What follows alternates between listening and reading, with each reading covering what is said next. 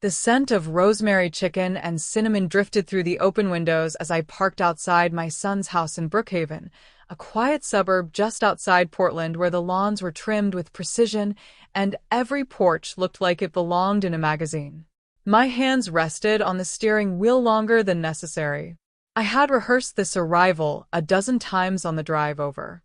I was 62 years old, a retired librarian, widowed for 8 years, and yet pulling into my son's driveway still made my stomach twist like I was a nervous schoolgirl. I smoothed the deep green wrap dress I'd chosen carefully, elegant but not flashy, presentable but not competing, and reached for the lemon tart I'd baked that morning. Daniel had loved lemon desserts since he was 5 years old. Some habits, I'd hoped, stayed untouched by time and marriage. I told myself this dinner would be different. It was their 10th anniversary celebration, combined with a late summer family gathering. A fresh start, I whispered under my breath. I picked up the tart and walked to the door. Daniel opened it before I knocked, his smile quick but tight around the edges. Mom. You made it. He kissed my cheek, distracted, glancing over his shoulder as if making sure everything inside was in order. Of course I made it, I said lightly, handing him the dessert. I wouldn't miss it. He looked at the tart, hesitated for just a second too long, and said, Claire already prepared dessert, but we'll see what we can do. I knew what that meant. It meant my tart would sit untouched on the marble counter, while Claire's elaborately decorated cake would take center stage.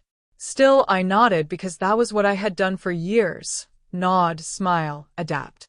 Inside, the house buzzed with conversation.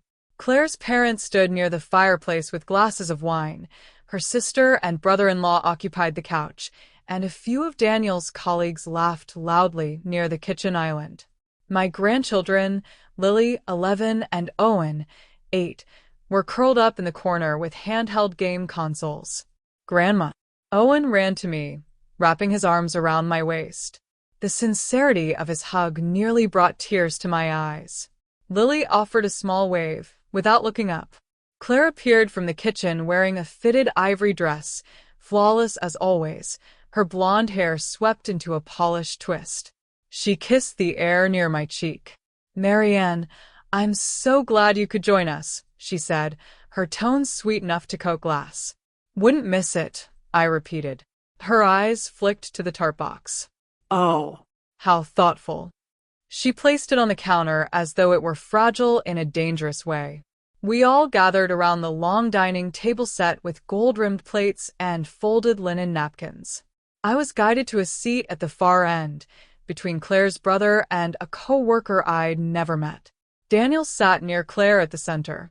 As everyone settled, Claire remained standing, lifting her glass with theatrical grace. Before we eat, I just want to thank everyone for celebrating 10 beautiful years with us, she began. She moved around the table with introductions, her words generous and glowing for each guest. My wonderful parents, Richard and Helen. My sister, Natalie, and her husband, Mark. Our dear friends. Then her eyes landed on me. She paused, smiling wider. And this, she said lightly, tilting her head, is Marianne, my impossible mother-in-law. A ripple of laughter scattered uncertainly around the table. Someone coughed. Daniel shifted in his chair, but didn't speak. The word hung there, dressed as humor but sharpened like a blade. Impossible. My face burned, but something inside me did not collapse the way it usually did. I had heard variations before, dramatic, sensitive, old-fashioned, but never so boldly presented as entertainment. Claire laughed as though she'd delivered a clever line. Oh, relax, she added. She knows I'm teasing. I felt every eye on me, waiting to see whether I would play my part. The forgiving matriarch, the easygoing elder, the woman who absorbs discomfort so the evening can proceed. I placed my napkin in my lap and met her gaze. I don't remember being impossible, I said calmly. But I suppose we all see people the way that suits us. The room stilled. It wasn't loud, it wasn't dramatic, but it wasn't submission either. Daniel stared at his plate. Claire's smile thinned, just barely, before she raised her glass again and redirected the attention back to herself. Dinner continued, conversations carefully rebuilt like fragile glass towers. I ate little. I observed everything. I watched how Claire corrected Daniel mid-sentence, how she subtly repositioned stories so that she was always the architect of success, how Lily glanced to her mother before speaking, as if checking permission. I noticed how Owen tried to tell me about his science fair project, but was interrupted twice before finishing. I noticed how my chair had been placed slightly apart from the rest, just enough to feel like coincidence. For years I had convinced myself that these were small misunderstandings, generational differences, my imagination working overtime. But humiliation clarifies vision. By the time dessert was served, Claire's towering chocolate mousse cake, my lemon tart still boxed, I felt something settle inside me. A quiet decision. I would no longer audition for a role in my own family. When I left that evening, hugging the children and exchanging polite goodbyes, Claire smiled with that same polished sweetness. "Drive safe, Marianne," she said. "We wouldn't want you getting lost." I met her eyes steadily. "I know exactly where I'm going," I replied. The drive back to my townhouse in Lakewood was silent except for the hum of tires against pavement. I did not cry. Instead, memories replayed with uncomfortable clarity. The first time Claire insisted holidays rotate exclusively between her parents' home and theirs. The way she once returned a sweater I bought Lily because it wasn't really her aesthetic. The gradual reduction of my visits from weekly to monthly to whenever it works. The social media posts of zoo trips and beach days I learned about after the fact. I had adjusted, shrunk, complied. I told myself love required flexibility. But love without respect erodes dignity. When I reached home, I placed the untouched lemon tart on my own kitchen table and cut myself a slice. It was perfectly balanced, tart and sweet. I laughed softly at the irony. For years I had believed endurance would preserve my place. That night, I understood something different. Silence had only made me easier to dismiss. The next morning, I called my longtime friend Evelyn and asked her to meet me for coffee. "You sound different," she said immediately when we sat down. I was different. The humiliation had crystallized something solid. I described the dinner, the introduction, Daniel's silence. Evelyn didn't soften her reaction. That wasn't a joke. That was a declaration. She stirred her coffee slowly. And Daniel allowed it. Hearing it aloud felt like a door opening in a dark room. I had been afraid that speaking up would cost me my son. But what, exactly, had I been preserving by staying quiet? A version of closeness that barely existed? That afternoon Daniel called. "Claire feels bad if you were offended," he began carefully. I almost smiled. The familiar script. I let him finish. Then I said, "I was offended, Daniel. And I won't pretend otherwise. I won't attend another gathering where I'm presented as a punchline." The silence on the line stretched thin. "You're making this bigger than it was," he said. No, irraplia. "I'm making it clear. That evening I did something I hadn't done in years. I signed up for a community art class I'd postponed repeatedly because I never wanted to be unavailable in case the children needed me. I rearranged my schedule around my own life instead of theirs. I sent Daniel a message that read, "I love you deeply, but I will not participate in my own diminishment. When you're ready to have an honest conversation about that, I'm here." He didn't respond that night. For the first time in a long time, I slept peacefully. The woman who had walked into that anniversary dinner carrying lemon tart and quiet hope was not the same woman who woke up the next morning. Claire had called me impossible. Perhaps she was right. It would be impossible now for me to accept less than respect. The first Sunday I didn't call Daniel felt unnatural, like skipping a step on a staircase I had climbed for decades. For years I had been the one who reached out first, checking in, offering help, reminding him of appointments he no longer needed reminding about. That morning, I made tea, opened the windows of my townhouse, and let the September air drift through the rooms. I told myself that love did not require pursuit, that if my presence meant something, he would notice its absence. By noon, my phone remained silent. I would have once interpreted that silence as proof that I needed to try harder. Instead, I treated it as information. That afternoon, I attended my first art class at the Lakewood Community Center. The smell of acrylic paint and canvas felt strangely invigorating. I sat beside a woman named Teresa who wore paint on her fingers like jewelry and talked about perspective as though it were philosophy. For 2 hours, I lost myself in color and shape. No one there saw me as someone's mother-in-law. I was simply Marianne, beginner painter, slightly cautious but eager. When I returned home, there was a missed call from Daniel. No voicemail. I didn't call back immediately. He finally reached me that evening. Mom, are you okay? You didn't call today. His voice carried confusion more than concern. I've fine, he answered. I was out. A pause. Out where? He asked, almost reflexively. I smiled at the question. Painting class. Another pause, longer this time. Since when do you paint? Since when indeed? Since today, I said. He seemed unsettled by the fact that something in my life had begun without his awareness. After a moment, he shifted topics. Claire thinks maybe we should all have dinner next weekend. Clear the air. The phrase sounded rehearsed. What does clearing the air look like to Claire? I asked gently. He hesitated. She feels like you've been distant. I let that settle between us. Daniel, distance implies movement in two directions. I stopped absorbing. That's all. He exhaled sharply. You're making this complicated. No, he replied.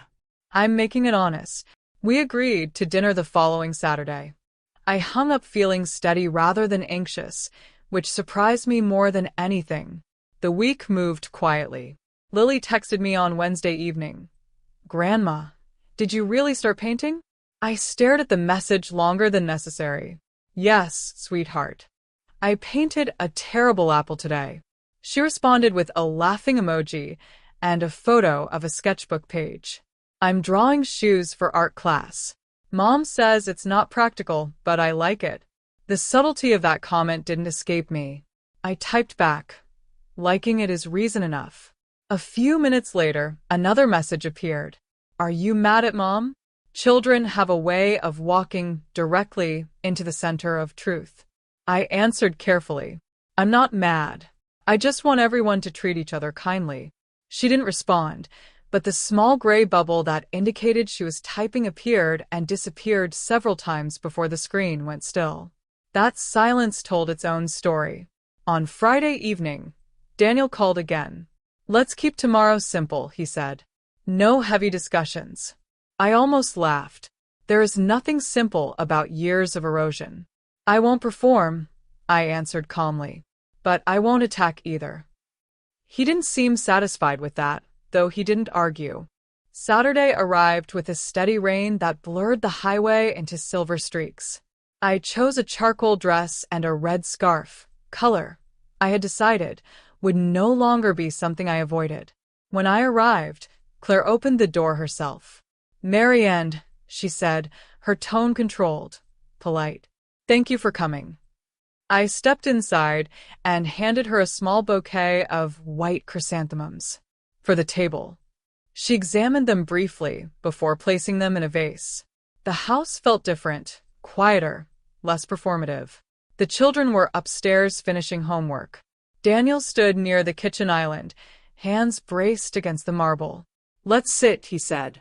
We gathered at the dining table, no extended family this time, no audience. Claire folded her hands carefully. I think we all misunderstood each other, she began. The language was deliberate, shared blame, without shared accountability. I listened without interrupting. She spoke about stress, about juggling work and parenting, about feeling judged. Sometimes your tone makes me feel like I'm being evaluated, she said, finally meeting my eyes. I considered that. Claire, I spent 35 years as a librarian, I replied. I know how to observe quietly. If you feel evaluated, perhaps you're hearing something that isn't being said. Daniel shifted uncomfortably. Claire inhaled sharply. You see? That. It sounds condescending. For the first time, I didn't rush to soften. It sounds measured. I corrected. You introduced me as impossible in front of your friends and family. That was not stress. That was intentional. The room grew still. Daniel rubbed his forehead. Claire, you have to admit that was harsh. She looked at him, surprised. It was a joke. It wasn't received as one, he said quietly. That small sentence changed the air. Claire's posture stiffened. So now I'm the villain? She asked. I kept my voice even. I'm not asking for a villain. I'm asking for respect. The children's footsteps echoed faintly upstairs, a reminder of who is listening even when unseen. Claire's gaze flickered toward the ceiling and back to me. What exactly do you want? She asked. It was the same question Daniel had posed days earlier, but from her it carried challenge. I want to be included without being diminished, I answered. I want my relationship with Lily and Owen to exist without commentary. And I want public mockery to end. Daniel nodded slowly, as if hearing the simplicity for the first time. Dinner was strained but civil. Claire avoided barbed humor. Daniel attempted neutral topics, work updates, school projects. Afterward, Lily brought down her sketchbook and sat beside me, pointing out her designs. Grandma started painting, she announced casually. Claire's eyes flicked toward me. That's nice, she said. Owen asked if I would come to his soccer game the following week. Before Claire could answer, Daniel said, Of course she can. It was subtle, but it was there a shift. I left that evening without dramatic resolution, but also without humiliation. In my car, I allowed myself to feel something unfamiliar. Space. Not distance, space. The difference is crucial. Distance implies separation. Space allows movement. Over the next few weeks, small changes accumulated. Daniel began calling midweek, not just on Sundays.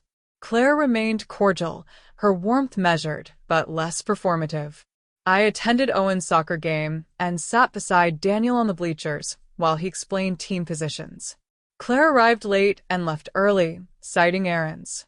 I noticed she watched Daniel and me carefully, as if recalibrating something. Lily texted more frequently, sending photos of her sketches and asking about color mixing. One afternoon, she asked if she could visit my townhouse to paint with me. I told her she would need her parents' permission. That evening, Daniel called. She really wants to go, he said. I think it's fine. Claire's approval came through him, indirect but present. When Lily arrived that Saturday, she looked around my small studio corner with fascination. It smells like something new, she said. We painted side by side, mostly in silence, comfortable silence.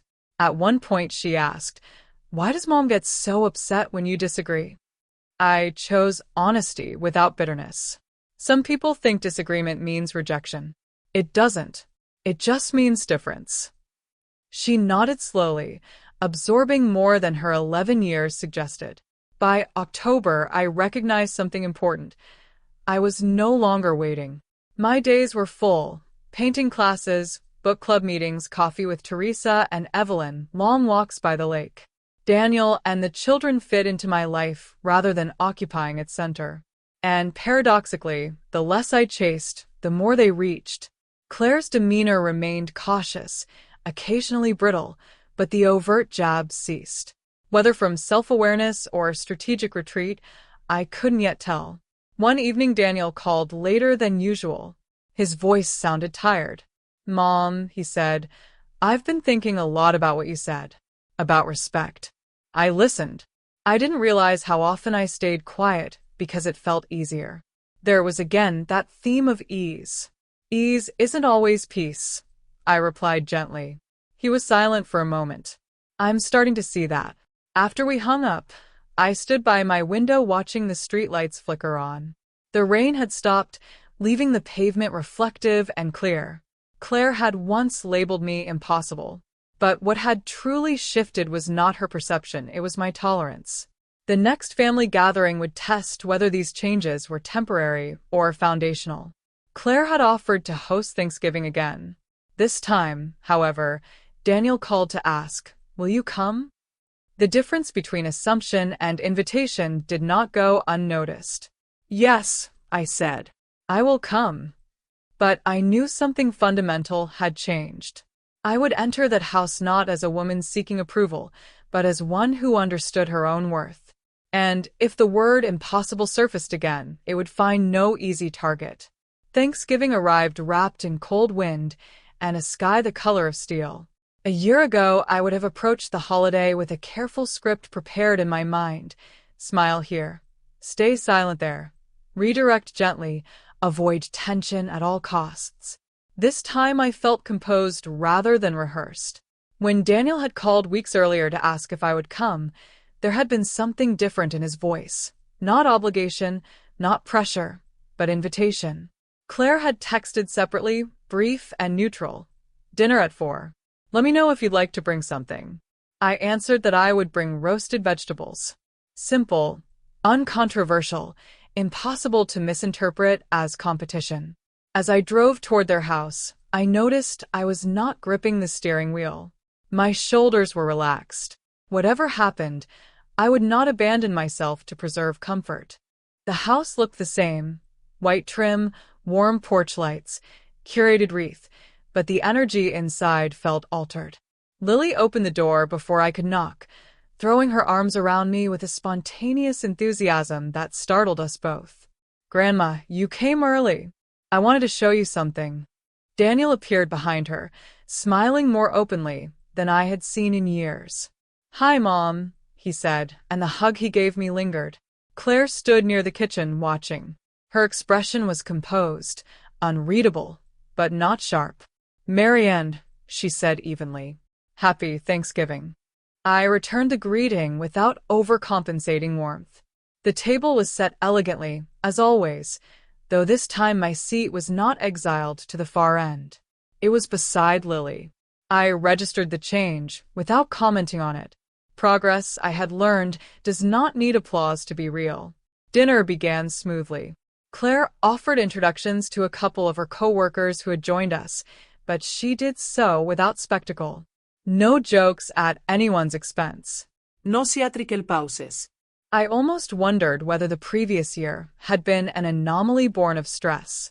But growth is rarely accidental. It is usually provoked. Halfway through the meal, as Daniel carved the turkey, Owen announced, "Grandma paints better apples now." Laughter rippled around the table, gentle, affectionate. "She does," Lily confirmed. "She taught me shading." Claire's eyes flickered between us. "It's nice you two have that," she said. There was something tight in the sentence, something carefully contained. I felt it like a shift in barometric pressure. The evening moved forward without incident, yet beneath the surface I sensed strain, not explosive, but coiled. Daniel noticed it too. I could see it in the way his gaze lingered on Claire whenever conversation veered near family territory. The unraveling began not at the table but later, in the living room, when Lily brought out her tablet to show me a digital design she'd created. "It's for art club," she explained. "I might apply to the regional program." Daniel looked surprised. "Regional program?" Lily froze. Claire spoke quickly. "It's just a small extracurricular thing. Nothing serious." Lily's expression tightened. "It's serious to me," she said quietly. The room stilled. I remained silent, though my instinct was to shield her. Daniel turned toward Claire. "Why didn't I know about this?" Claire shrugged, but the gesture was brittle. "Because it's not practical. She already has enough activities." Lily's voice wavered. "You said we couldn't afford the materials." Daniel's had lifted slowly. "What materials?" Claire's composure cracked just slightly. "Art supplies are expensive. We have to prioritize." The words felt rehearsed, familiar. Something in Daniel's posture shifted, an alertness replacing complacency. "We've never had trouble affording supplies," he said carefully. Claire's jaw tightened. "Not if we want to maintain certain standards." I felt the air thin. This was no longer about art supplies. It was about control, over narrative, over resources, over whose passions were validated. Daniel stood. Claire, we need to talk. His tone was not loud, but it was firm. Lily stared at the floor. Owen looked between his parents, confused. I touched Lily's hand gently. Why don't you show me the design in the kitchen? I suggested. She nodded, grateful for the exit. In the kitchen's softer light, she exhaled shakily. She says art won't lead anywhere, Lily whispered. She says I should focus on things that look better. I kept my voice steady. What looks better and what feels right are not always the same. She swallowed hard. Do you think Dad knows? I hesitated. I think he's beginning to. Voices rose faintly from the living room, not shouting, but intense. The kind of conversation that had likely been deferred for years. When Daniel and Claire returned, their expressions were carefully arranged, but the undercurrent was undeniable. Dessert was served quickly, conversation mechanical. Soon after, guests began to leave. Claire retreated upstairs, claiming a headache. Daniel walked me to my car. The cold night air felt bracing. Mom, he began, then stopped. I waited. I didn't realize how many decisions were being filtered without me. His voice carried both anger and dawning awareness. About the kids. About money. About everything. I nodded slowly. Sometimes patterns form quietly, I said. Especially when one person prefers harmony to confrontation. He looked at me sharply, recognizing himself in the sentence. I thought avoiding conflict was protecting everyone, he admitted. But I think it just protected the wrong things. There was grief in his eyes. Grief for time lost, for blindness acknowledged too late. Over the following weeks, tension in their household intensified. Daniel began reviewing bank statements, school emails, extracurricular registrations. He discovered that Lily's art program had indeed required only modest fees that had been declined without his knowledge. He learned that Owen's interest in robotics had been dismissed as too messy. He uncovered small reallocations of joint savings into discretionary spending that favored Claire's social life. None of it alone was catastrophic, but together it painted a pattern. He called me one evening, his voice low and exhausted. I feel like I've been asleep, he said. I trusted that things were balanced because it was easier than checking.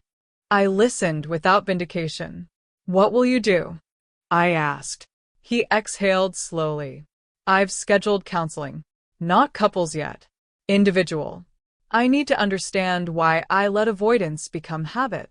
Meanwhile, my relationship with the children deepened in quiet ways. Lily visited twice to paint. Owen came one Saturday to build a small model bridge on my kitchen table, his hands steady and focused. Each visit was arranged directly through Daniel, no longer filtered exclusively through Claire. She remained polite but distant, her communication clipped. I sensed she felt something slipping, not affection but authority.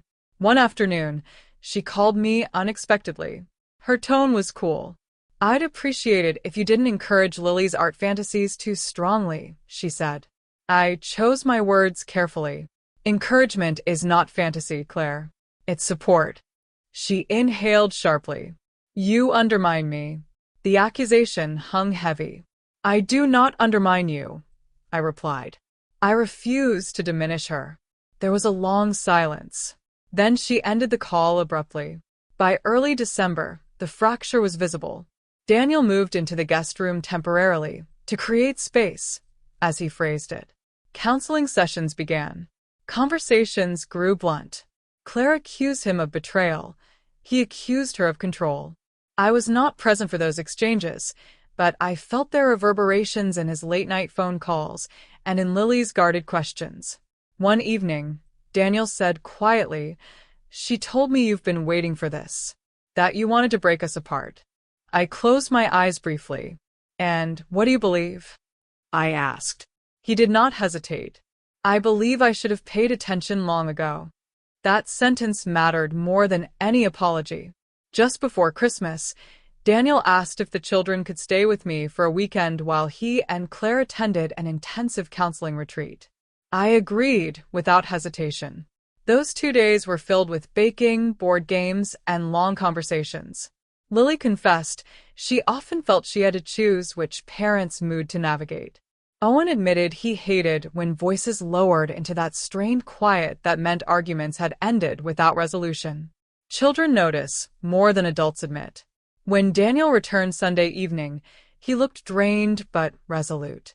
"We have decisions to make," he said quietly while the children gathered their coats. "Real ones."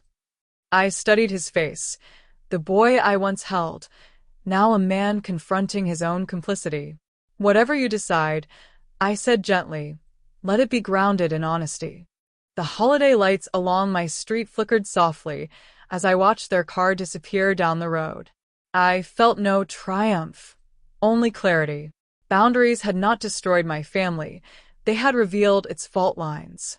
What Daniel and Claire chose to build, or dismantle, would be their responsibility. For the first time, I understood that my role was not to rescue, endure, or compete. It was simply to remain steady. And steadiness, I had learned, can be more disruptive than rebellion. By January, the house felt different every time I stepped inside it, as though the walls themselves were listening. Daniel and Claire were still living under the same roof, but the careful choreography that had once kept everything polished and controlled had fractured. I could sense it in the pauses between their words, in the way Lily watched both of them before speaking, in how Owen retreated more often into quiet concentration with his building kits. Daniel had started therapy consistently, and I could see the change in him, not dramatic, not theatrical, but steady. He asked more questions. He interrupted less. He no longer brushed discomfort aside with jokes or exhaustion. Claire, on the other hand, seemed suspended between indignation and fear. Control had been her language for years. Now it was slipping, and she did not know how to speak without it. One evening Daniel called and asked me to come over after the children were asleep. His voice was calm, but resolute. When I arrived, Claire was seated at the dining table, hands folded tightly in front of her. There was no audience this time, no extended family, no holiday glow. Just the three of us under soft kitchen lights. "I wanted us to speak directly," Daniel began. "Without assumptions." Claire exhaled sharply, but remained silent. I took my seat without tension. Daniel looked at her first. "The finances. The decisions about the kids. The things you said about Mom." His voice did not rise, but it did not soften either.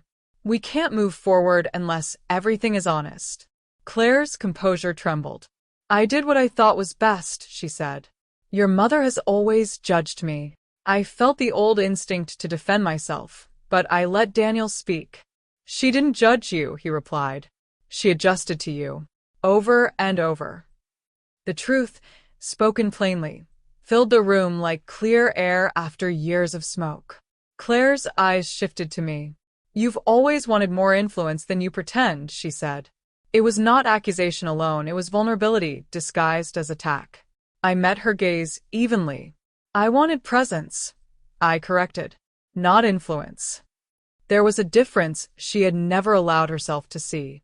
"When you called me impossible," I continued quietly, "that wasn't about me. It was about your fear of not being the center." Her breath caught slightly. Daniel looked between us, absorbing the layers he had once avoided. Claire's voice wavered for the first time. "I was afraid," she admitted. "You and Daniel had history, traditions, stories I wasn't part of. I didn't know how to fit into that without feeling replaced." The confession did not excuse her behavior, but it reframed it. Fear, unmanaged, often becomes control. Daniel leaned back slowly, as if something heavy had settled into place.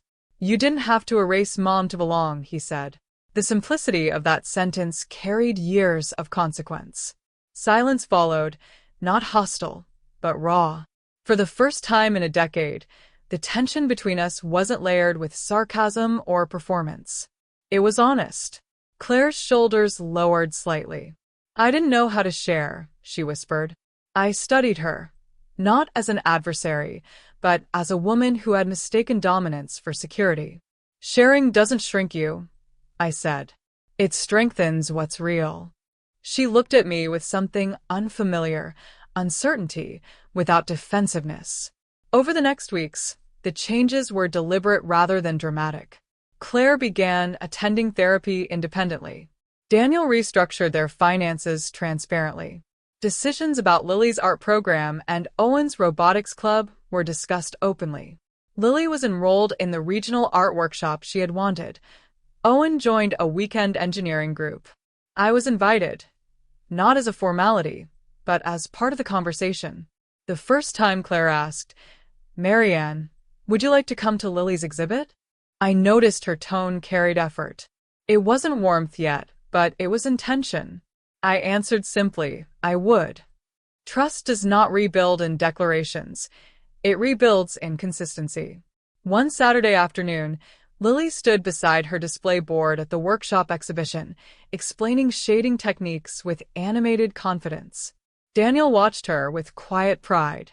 Claire stood on the other side, arms folded loosely, not tightly. When Lily mentioned that I had shown her how to blend tones gradually, Claire did not interrupt or redirect. She nodded, a small gesture, but meaningful. Later, as we stood together near the refreshment table, Claire turned to me. She's talented, she said. She is, I agreed. There was no competition in the exchange. Only acknowledgement. For the first time, we were two women observing the same child, not two rivals guarding territory. At home, I noticed Daniel laughed more easily. He called without tension in his voice. Our conversations no longer revolved around conflict, but around life. Books I was reading, his work projects, the children's milestones. One evening he said quietly, I didn't realize how much silence shaped me. I understood exactly what he meant. Silence had shaped me too, taught me endurance, but also diminished me. We don't inherit peace, I replied. We build it. He nodded thoughtfully. The man he was becoming felt closer to the boy I had raised, not because he chose me over his wife, but because he chose honesty over avoidance. Claire's progress was uneven. There were moments when old habits surfaced, a sharp tone, a subtle correction, but now they were acknowledged rather than disguised. Once, during dinner, she made a pointed remark about traditional parenting styles. Daniel gently responded, We're not competing. She paused, caught herself, and let the comment dissolve. I noticed her glance toward me briefly, not challenging but checking. I did not react dramatically. Respect does not need applause. It needs repetition. Spring arrived slowly, softening the air and bringing light back into the evenings. One afternoon, Claire asked if I would join her for coffee, just the two of us. I agreed. We met at a small cafe near her office. For a moment we sat in polite quiet, the clink of cups filling the space. Then she spoke. I'm learning that control felt safer than vulnerability, she said. I listened. When Daniel started pushing back, I felt exposed. She looked up at me. I don't expect forgiveness instantly. I appreciated that. Forgiveness isn't instant, I replied. But respect can be practiced. She nodded slowly. It was not friendship, but it was movement. By early summer, the household no longer felt like a stage set for tension. Lily's art hung framed in the hallway. Owen proudly displayed his robotics trophy. Daniel and Claire continued counseling, not as crisis management but as maintenance. I remained present but not central, involved but not entangled. The difference was profound. I no longer arrived at their house bracing myself. I arrived as myself. One evening, as we gathered for a simple barbecue in the backyard, Owen ran up and asked if I would help him plant tomatoes. Claire handed me gardening gloves without commentary. Daniel flipped burgers while Lily sketched the trees. The scene was ordinary, peacefully ordinary. As the sun dipped lower, casting golden light across the yard, Claire approached me quietly. I shouldn't have called you impossible, she said. It was simple. Direct. No qualifiers. I looked at her for a long moment. I am not impossible, I replied, but I am unwilling to be diminished. She nodded once. I understand that now. It was not dramatic reconciliation. It was recognition. Driving home that evening, windows open to warm air, I thought about the woman who had once gripped her steering wheel outside that same house, hoping to be accepted. I had believed dignity required endurance. I had believed silence preserved love. I had been wrong. Dignity required voice. Love required boundaries. Claire had feared losing her place. Daniel had feared conflict. I had feared abandonment. Each of us had been governed by fear. The difference now was that fear no longer dictated behavior. I parked in my driveway and sat for a moment in the fading light. I was still a mother, still a grandmother, still a widow who sometimes missed the simplicity of earlier years. But I was also something more defined. Not impossible, not unbearable, not silent. I had not destroyed my family by refusing humiliation. I had revealed what needed repair. And in doing so, I had reclaimed something far more important than approval. I had reclaimed myself.